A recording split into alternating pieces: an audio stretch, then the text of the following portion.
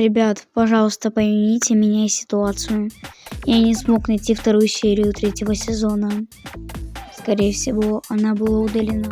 По сюжету я сказал анониму то, что я приду на адрес, а сам начал угрожать револьвером. После этого я узнал то, что аноним — это тренер. Всем привет, ребята! Это третья серия НГШ. Извините, что серия такая короткая, так что и мы ее ждали долго.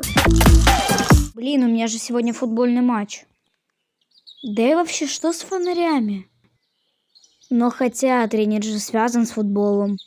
И теперь у меня есть все доказательства. Я смогу спокойно пойти в полицию.